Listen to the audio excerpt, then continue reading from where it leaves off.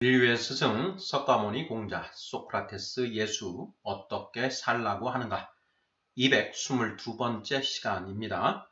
예수의 깨달음이라는 소제목 하에 7개의 질문으로 되어 있습니다. 1번 성경은 궁극의 깨달음을 얻어 궁극의 경지에 오른 사람의 지성에 대하여 어떻게 표현하고 있을까요? 2번 성경이 크리스천을 가리켜 자기를 창조하신 이의 형상을 따라 지식에까지 새롭게 하심을 입은 자라고 표현하고 있다는 점에 대해서는 이미 살펴본 바와 같습니다. 무슨 뜻인가요? 3번 기독교 신앙의 핵심은 거듭나고 장성한 자가 되는 것입니다. 성경은 지각을 사용함으로 연단을 받아 선악을 분별하는 자를 장성한 자라고 표현합니다. 히브리서 5장 14절. 무슨 뜻인가요? 4번 성경은 선악을 판단하는 것과 분별하는 것을 엄격하게 구분하면서 절대 선악을 판단하지 말고 오직 분별하라고 합니다. 선악을 판단하는 것과 분별하는 것의 차이점은 무엇인가요? 5번 불경은 인간을 천상천하 유아 독존의 존재라고 표현합니다. 성경은 이것을 어떻게 묘사하고 있나요? 6번 예수는 제자들에게 자기를 부인하고 오직 나를 따르라고 합니다. 이 말의 참 의미는 무엇인가요? 7번 진정한 크리스천은 오직 무엇을 기준으로 선악을 분별할까요? 이렇게 해서 모두 7개의 질문입니다. 인류의 스승 석가모니 공자 소크라테스 예수 어떻게 살라고 하는가 222번째 시간 예수의 깨달음이라는 제목이 붙어 있습니다. 이 제목이 적절한지에 대해서 의문의 여지가 있을 수 있습니다. 왜냐하면 성경에서 예수님은 하나님의 아들로 이제 묘사가 되어 있고 또 하나님과 동일 본질, 즉 하나님과 동일한 지정의를 가지신 분으로 묘사가 되어 있기 때문에 예수님이 뭔가 깨달음을 얻으셨다 이렇게 표현을 하는 것이 부적절할 수도 있어 보이기 때문입니다. 자, 그러나 누가복음 2장 52절을 보면 이렇게 기록이 되어 있습니다. 예수는 지혜와 키가 자라가며 하나님과 사람에게 더욱 사랑스러워 가시더라 이렇게 되어 있습니다. 지혜와 키가 자라가며 라는 표현이 쓰여져 있지요. 누가복음 2장 52절을 보면 이제 예수님의 어린 시절 때의 그 기사가 기록이 되어 있는데 그 예수님이 12살 되던 해에 그 예루살렘에 있는 성전에 가셨을 때의 일을 이제 기록한 뒤에 누가복음 2장 52절에서 예수는 지혜와 키가 자라가며 하나님과 사람에게 더욱 사랑스러워 가시더라 이렇게 이제 누가복음 2장이 마무리가 되고 있습니다. 자, 여기에서 지혜와 키가 자라간다 이 표현으로 봤을 때 자, 예수님이 점점 성장해 가면서 육체가 성장해 갈수록 지혜도 성장해 나갔다 이렇게 충분히 우리가 이해를 할 수 있지 않을까 싶습니다. 그래서 예수의 깨달음이라고 제목을 붙여도 무방하지 않을까 이런 생각하에 예수의 깨달음이라는 제목을 붙여보았습니다. 이 제목이 좀 적절치 않다라고 한다면 성경의 가르침 제가 처음에 붙였던 제목이 성경의 가르침이었는데 뭐 이렇게 붙여도 무방하지 않을까 싶습니다. 자, 1번부터 답을 찾아보도록 하겠습니다.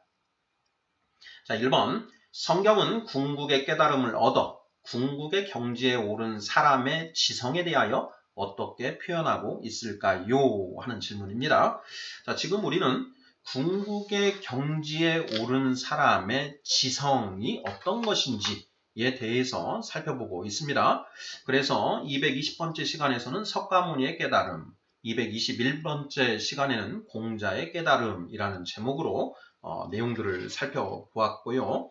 219번째에서는 생각이 바뀌다라는 그런 제목으로 우리가 이미 살펴보았습니다. 자, 이 시간에는 예수의 깨달음, 예수님의 지정의 중에서도 지성에 대해서 살펴보고자 하는 것인데요. 자, 1번 질문. 성경은 궁극의 깨달음을 얻어 궁극의 경지에 오른 사람의 지성에 대하여 어떻게 표현하고 있을까요? 하는 질문입니다. 자, 우리 구독자분들, 자, 이 질문에 대해서 어떻게 답을 하면 될까요? 자, 그 성경에 기록된 말씀들을 근거로 한번 답을 찾아보도록 하겠습니다. 먼저 잠언 9장 10절 말씀인데요. 이렇게 되어 있습니다. 여호와를 경외하는 것이 지혜의 근본이요 거룩하신 자를 아는 것이 명철이니라. 이렇게 되어 있습니다. 자, 지혜의 근본과 지혜의 완성에 대해서 한 문장으로 정리를 한 그런 말씀이라고 할 수 있는데, 자, 지혜의 출발점, 지혜의 근본이 무엇이냐? 여호와를 경외하는 것이다. 여호와는 스스로 존재하는 자라는 그 의미를 가진 히브리어이지요. 그러니 여호와는 곧 스스로 존재하는 자, 피조된 자가 아니라 스스로 존재하는 자, 창조자, 즉 하나님을 가리키는 표현인 것이죠. 신이라는 이제 그런 그 개념입니다. 자, 여호와를 경외하는 것이 지혜의 근본이다. 지혜의 출발점이다. 하나님을 공경하고 두려워하는 것이 지혜의 출발점이다. 자, 그리고 거룩하신 자를 아는 것이 명철이다. 거룩하신 자는 하나님은 거룩하시다. 성경에서 내가 거룩하니 너희도 거룩하라. 이렇게 하나님이 명령을 하고 계십니다. 즉 거룩하신 자는 곧 하나님이죠. 그 하나님을 아는 것이 명철이다. 지혜의 완성이다. 자, 하나님의 무엇을 아는 것일까? 여기에 대해서 이제 우리가 질문을 던져볼 수 있는 것인데요. 자, 하나님이 어떻게 생기신 분인가? 하나님의 눈은 어떻게 생겼고, 코는 어떻게 생겼고, 입은 어떻게 생겼고 하는 것을 아는 것이 하나님을 아는 것인가? 저는 그건 아닌 것 같습니다. 자, 하나님의 뜻이 무엇인지를 아는 것. 이것이 바로 지혜의 완성이다. 이렇게 이런 의미로 해석을 하는 것이 가장 적절하지 않을까 싶습니다. 자, 공자님이 나이 50에 지천명하셨다. 하늘의 명령이 무엇인지 깨달으셨다. 지천명. 하늘의 명령, 곧 하늘의 뜻이라고도 할 수가 있는 것이죠. The mandate of heaven 이죠. 자, 여호와를 경외하는 것이 지혜의 근본이요 거룩하신 자를 아는 것이 명철이니라. 하나님을 경외하는 것이 지혜의 출발점이요 하나님의 뜻을 아는 것이 지혜의 완성이다. 자, 1번 질문. 성경은 궁극의 깨달음을 얻어 궁극의 경지에 오른 사람의 지성에 대하여 어떻게 표현하고 있을까요? 자, 정답은 하나님의 뜻을 알게 된 사람이다. 하나님의 뜻을 알게 된 사람. 또 바꿔서 얘기를 하면 하나님의 지정의를 그대로 이제 갖게 된 사람.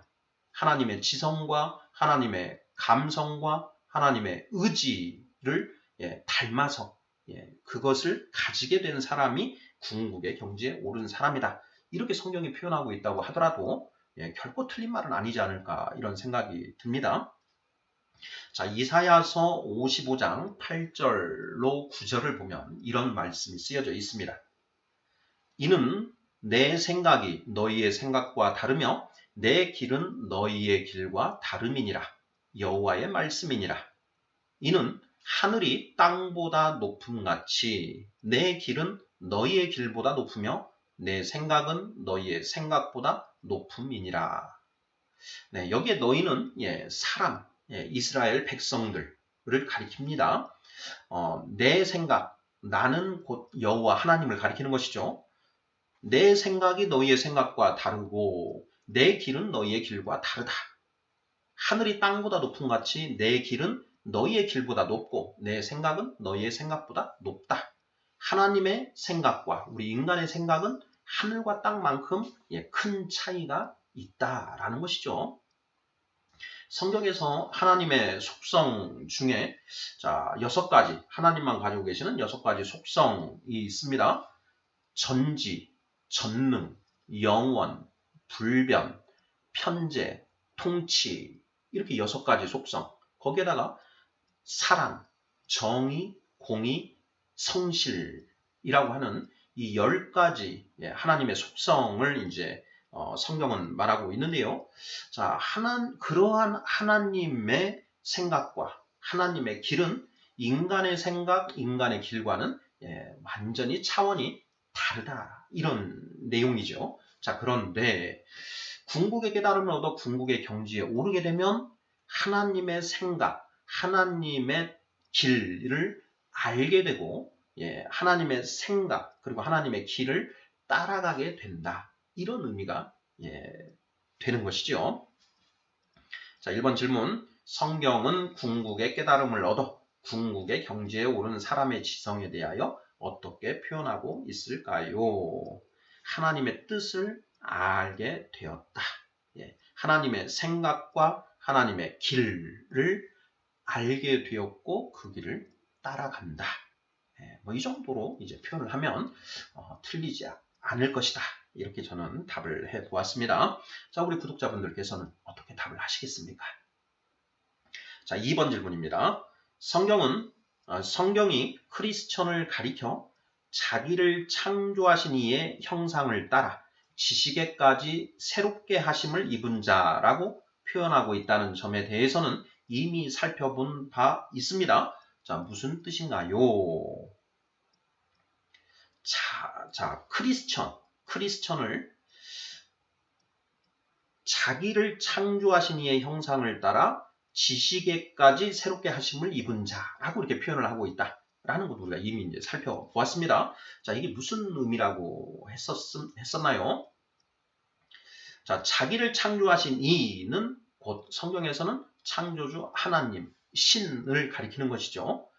그 하나님의 형상은 지정의를 가리킨다. 지성, 감성, 의지를 가리킨다.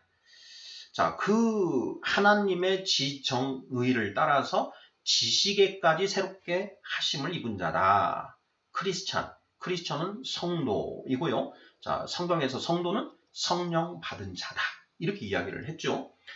불가에서는 불제자를 가리켜서 보살이라고 하고 유학에서는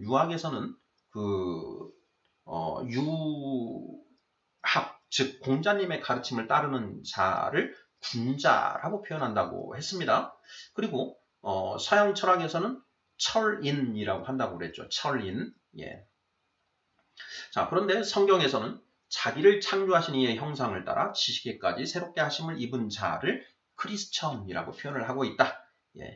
하나님의 지정의를 따라서 하나님이 가지고 계시는, 하나님이 알고 계시는 그러한 지식들로 채워진 자, 그 지식을 하나하나씩 알아가는 자를 크리스천이라고 한다.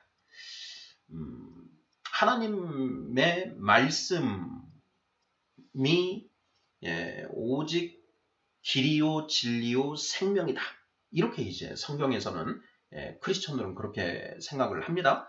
그리고 그 성경에 기록된 하나님의 말씀과 배치되는 세상의 가르침 이런 것들은 거짓이다. 이렇게 이제 보는 것이죠.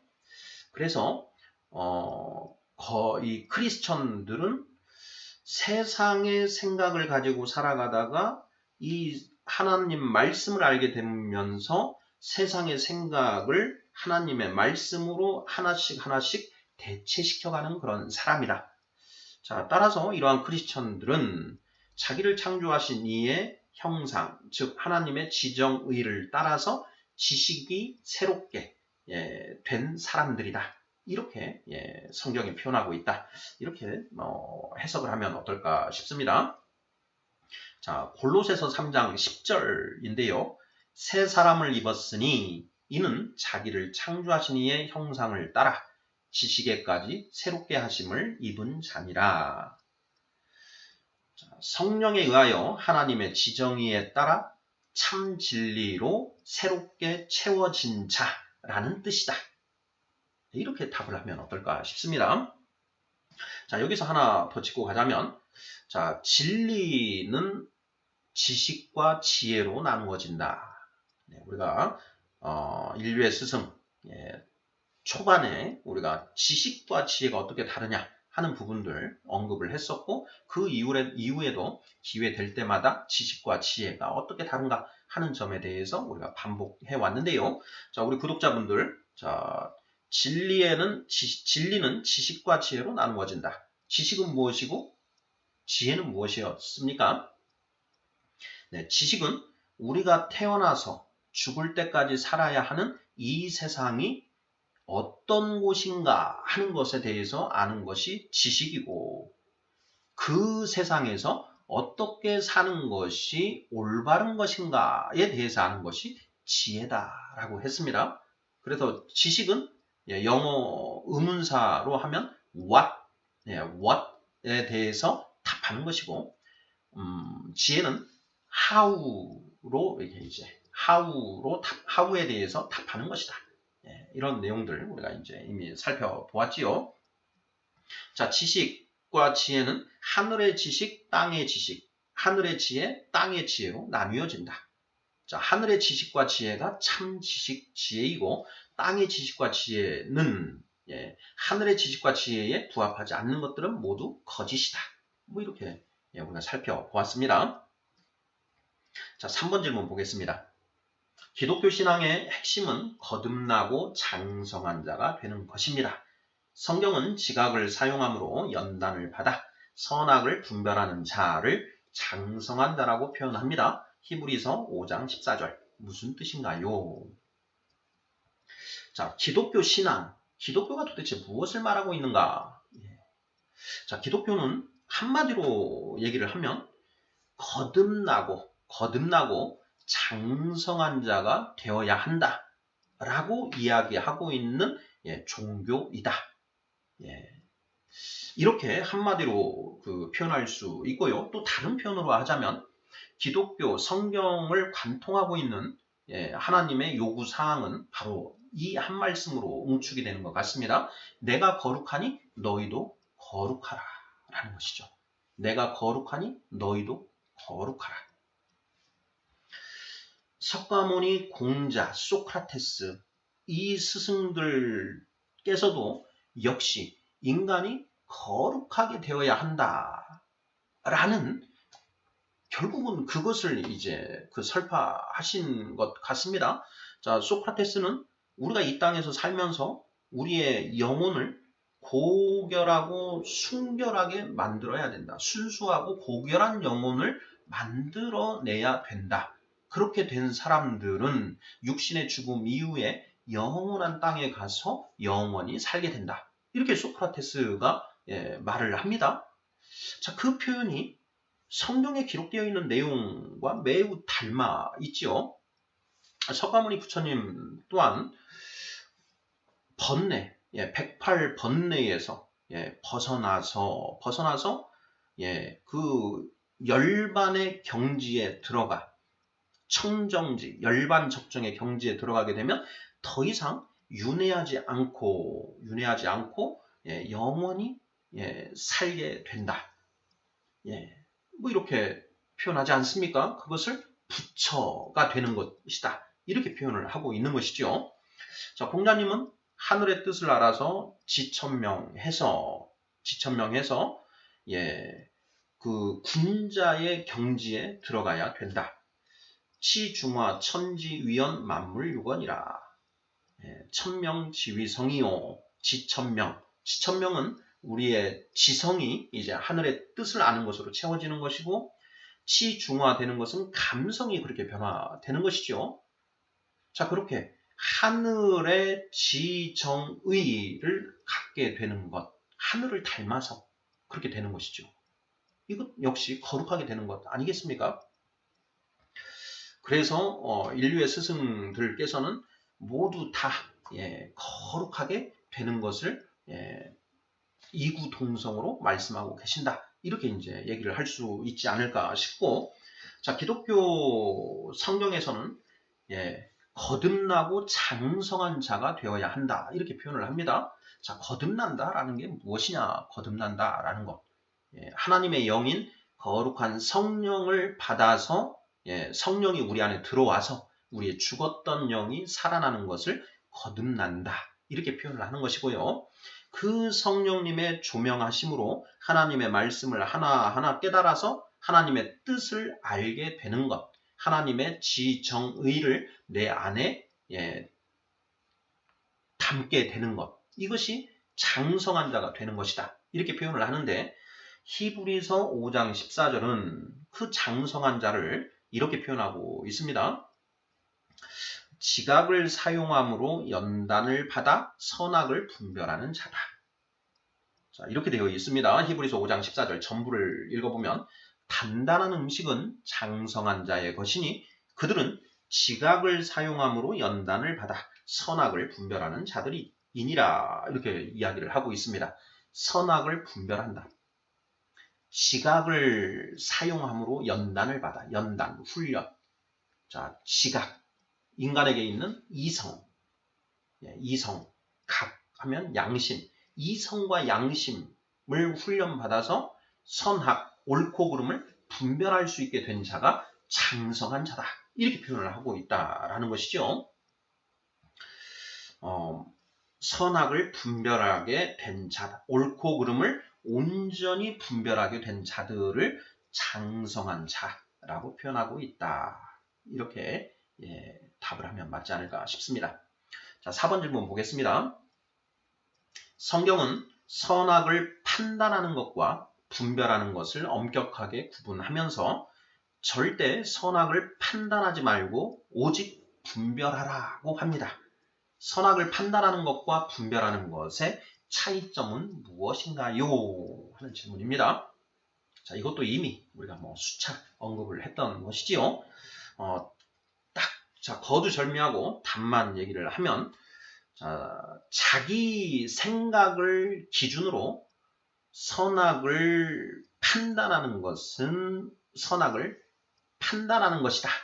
이렇게 이제 표현하는 것이고요. 선악을 분별한다라는 것은 성경에 기록된 하나님의 말씀을 기준으로 옳고 그름을 판가름하는 것, 이것을 분별한다. 이렇게 표현하는 것이다. 이렇게 이제 결론을 내릴 수가 있는 것이죠. 내 생각과 가치관을 기준으로 하면 선악을 판단하는 것이고 하나님의 말씀을 기준으로 하면 선악을 분별하는 것이 된다. 판단과 분별의 차이점은 무엇이 옳고 그름의 기준이 되느냐. 내 생각과 가치관이 기준이 되면 판단하는 것이고 성경에 기록된 하나님의 말씀을 기준으로 하면 선악을 분별하는 것이 됐다. 자, 그런데 성경은 뭐라고 이야기를 하냐면 선악을 판단하지 말고 분별하라. 이렇게 이야기하고 있다라는 것입니다. 자, 예수의 깨달음이라는 제목이 붙어 있는데요. 자, 예수님은 이러한 내용들을 다 깨달아서 알게 되신 분이다. 이렇게 우리가 답을 하면 틀림없지 않을까 싶습니다. 자, 4번까지 했고요. 자, 5번 보겠습니다. 자, 불경은 인간을 천상천하 유아 독존의 존재라고 표현합니다. 성경은 이것을 어떻게 묘사하고 있나요? 석가모니 부처님이 처음 태어나셨을 때 사방으로 7걸음을 걸으시고 한 손으로는 하늘을, 한 손으로는 땅을 가리키시면서 천상천하 유아 독존이라고 일가를 하셨다라는 내용이 불경에 쓰여져 있죠. 그것이 도대체 무슨 의미인가? 내가 가장 고귀한 존재이다. 석가모니 부처님이 자기가 이 세상 모든 사람들 중에 가장 고결한 그런 존재이라는 것을 선포한 것이냐. 예. 이제 대부분 그렇게 많이 해석을 하는 것 같은데 저는 그게 아닌 것 같다라는 걸 이제 우리가 나누어 썼지요. 저는 어떻게 그것을 이해하고 있는가? 천상천하 유아 독존, 하늘 위 하늘 아래 오직 나 홀로 존귀하다. 유아 독존. 예. 내가 곧 왕이다. 내가 세상의 중심이다. 세상은 나를 중심으로 돌아간다. 이것은 그 석가모니 부처님의 실존에 대한 자기 선포일 뿐만 아니라 이 땅에 태어난 모든 사람들이 그와 같은 동일한 선포를 한다는 것이죠. 네, 우리 구독자분들 각자 생각을 해보시면 세상에서 가장 중요한 존재는 나다. 그리고 세상은 나를 중심으로 돌아간다. 내가 가장 중요하다. 이렇게 생각하면서 살아가지 않습니까? 바로 그러한 인간의 실존을 일컬어서 천상천하 유아 독존이라고 표현을 했다. 이것을 성경에서는 원죄라고 표현을 한다라고 했지요. 자기 스스로 옳고 그름을 판단하는 것. 예. 자, 성경은 이 천상천하 유아 독존을 어떻게 묘사하고 있는가? 신명기 12장 8절. 우리가 오늘 여기에서는 각기 소견대로 하였거니와 너희가 거기에서는 그렇게 하지 말지니라. 여기에서는 각자 자기 소견, 자기가 옳다고 생각하는 대로 행동하였다. 그러나 거기서는 그렇게 하지 마라. 거기는 어딘가? 예. 이집트를 나와서 가나안 땅으로 가게 되는데 하나님이 주신 축복의 땅 가나안 땅으로 가는데 그 땅은 하나님이 주신 땅이니까 네 소견대로 살지 말고 하나님의 법에 합당하게 살아라. 하나님의 법대로 살아라. 이런 얘기라고 했습니다. 사사기 21장 25절. 그때에 이스라엘의 왕이 없으므로 사람이 각기 자기의 소견에 옳은 대로 행하더라. 자기 소견에 옳은 대로 행하더라. 각자 자기가 옳다고 생각하는 대로 살아가는 것이죠. 오늘날 포스트 모더니즘 시대에 살고 있는 우리들이 기본적으로 천명하는 게 무엇입니까? 너도 옳고 나도 옳다. 자, 우리 각자 자기가 옳다고 생각하는 대로 살아가면 된다.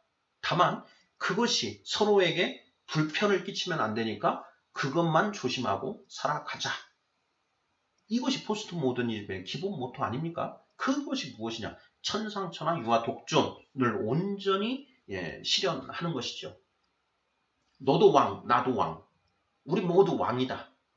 그러니 각자 자기 생각과 가치관을 기준으로 살되 서로에게 불편만 끼치지 말자. 너가 나에게 불편만 끼치지 않는다면 네가 어떤 생각을 가지고 어떻게 살든 내가 관여하지 않겠다. 이게 포스트 모더니즘의 기본 정신 아니겠습니까? 이미 많이 우리가 살펴보았지요.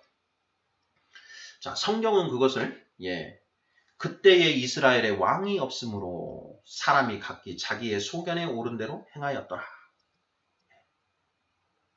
이렇게 표현을 하고 있다는 것입니다.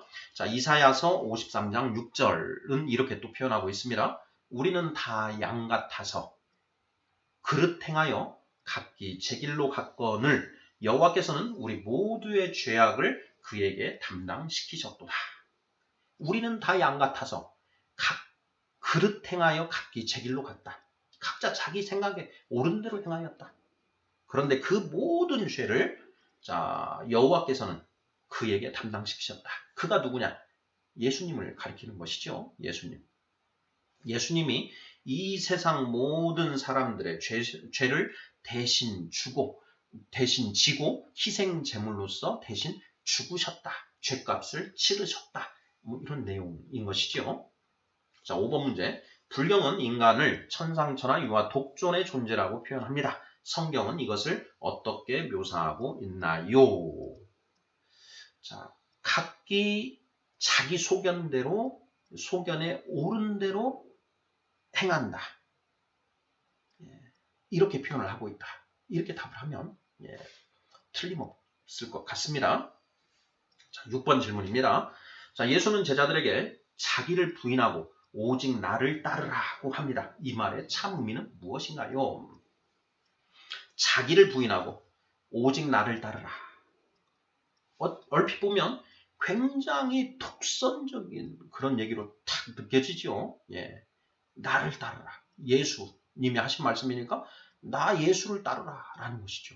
너희는 모두 자기를 부인하고 오직 나를 따르라. 얼마나 독선적인 그런 기운이 느껴지지 않습니까? 자, 그런데 성경에서 예수님은 하나님의 말씀 그 자체다라고 했습니다.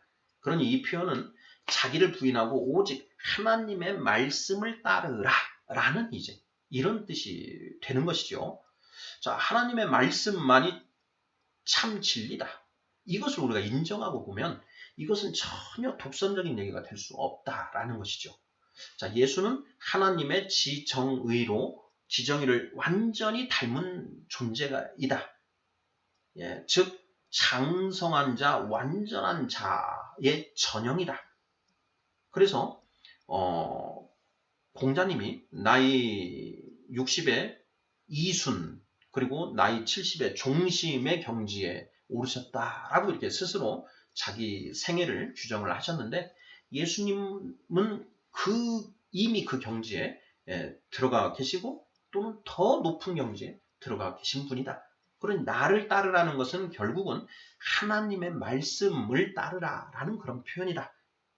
자, 그렇게 이해를 해보면 자기를 부인하고 오직 나를 따르라라고 하는 이 말씀은 결코 독선적인 의미가 아니다라는 것을 우리가 알 수 있는 것이지요. 자기를 부인한다는 것은 무엇이냐? 무엇이었습니까? 내 생각과 가치관을 버리는 것이다. 내 생각과 가치관을 버리고 오직 성경 말씀을 기준으로 살아가는 것. 성경 말씀을 기준으로 선악을 분별하고 그 선악을 분별한 대로 행동하는 것이죠. 선을 행하고 악은 행하지 않는 것. 성경이 말하고 있는 것은 결국 그것을 말하고 있는 것이지요. 자, 마지막 7번 문제입니다. 7번, 진정한 크리스천은 오직 무엇을 기준으로 선악을 분별할까요? 자, 이미 답이 다 나왔죠. 예, 성경에 기록된 하나님의 말씀을 기준으로 선악을 분별한다. 이렇게 답을 하면 틀림없는 것이죠. 인류의 스승 석가모니 공자 소크라테스 예수 어떻게 살라고 하는가 222번째 예수의 깨달음이라는 제목 하에 7개의 질문을 살펴보았습니다. 예수님이 지혜와 키가 자라가며 하나님과 사람에게 더욱 사랑스러워 가셨다라고 하는 누가복음 2장 52절 말씀을 근거로 자, 예수님이 점점 지혜가 커지시면서 자, 궁극의 지혜에 도달하게 되셨는데 그 예수님이 깨달으신 게 무엇이냐 하는 것들. 오직 하나님의 말씀을 기준으로 살아가는 것. 이것이 인생의 정답이다. 라는 것이죠. 공자님이 천명에 따라서 살아가는 것, 솔성, 지위, 도요 이렇게 말씀하신 것과 전혀 다를 바가 없는 그런 말씀이신 것 같습니다. 네, 여기까지요. 감사합니다.